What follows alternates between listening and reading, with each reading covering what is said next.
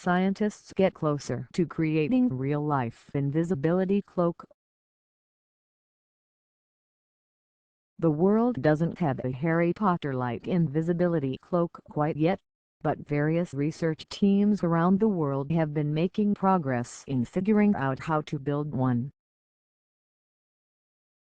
Creating a cloak that can render a person invisible has been the ongoing dream of material scientists and Harry Potter fans alike.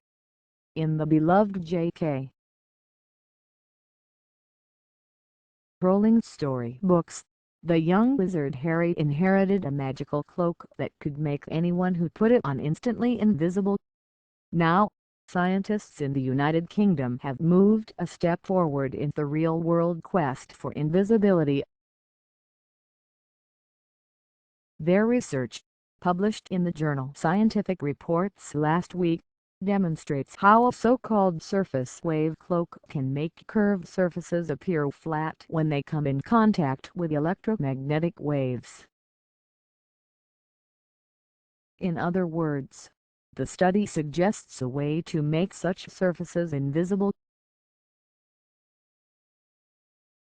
How's that for magic? The underlying theory can be applied to other wave phenomena including acoustic and heat waves, said Yang Hao, professor of antennas and electromagnetics at Queen Mary University of London, who led the study. Read MoreA's new cloak that targets wavesFor. The study, Hao and his colleagues coated a curved metal plate surface, about the size of a tennis ball, with their cloak. The cloak was made out of a gradient index material with 7 superthin layers that each had different electric properties. The researchers found that these layers can hide whatever object they cloak from interacting with electromagnetic waves. Otherwise, the electromagnetic waves would bump into the object and scatter in different directions.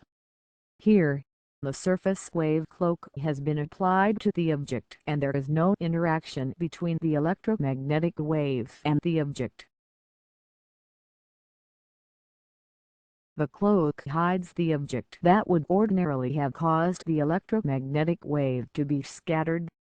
When the cloak is not being used, the object along the path of the traveling electromagnetic wave causes the wave to scatter.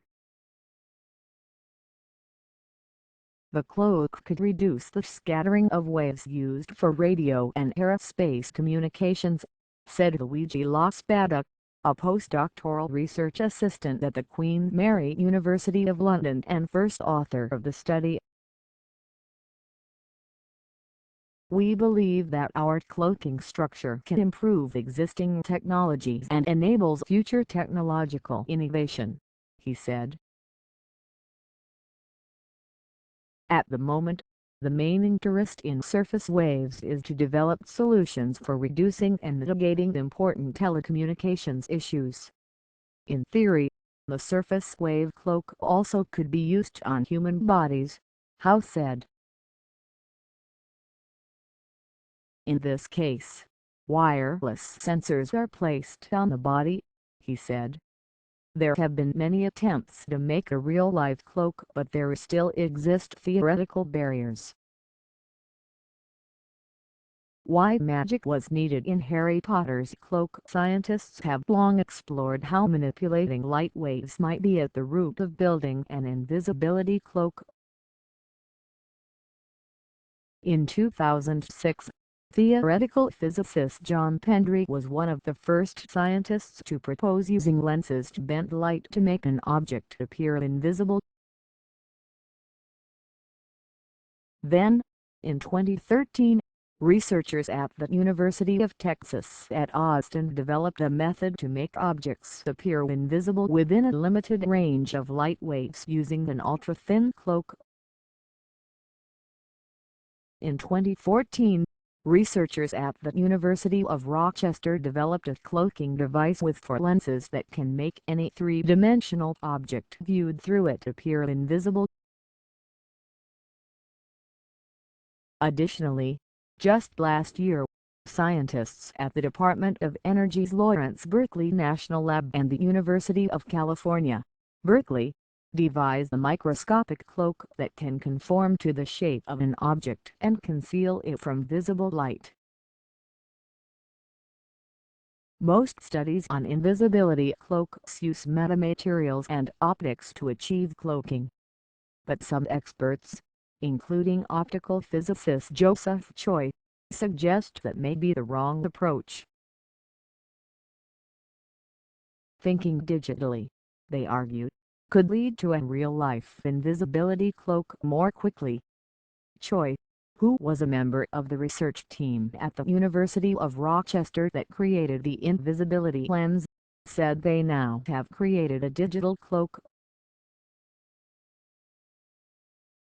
The cloak basically measures space as pixels and, by doing so, it collects and emits light in a way to make whatever it is cloaking appear invisible to the human eye. We think our digital cloaks can become widespread in 10 years or so, Choi said. It will likely be an active cloak that requires power to run it, rather than passive cloaks that do not require power. This would allow someone inside the cloak to see the outside while not being seen from the outside,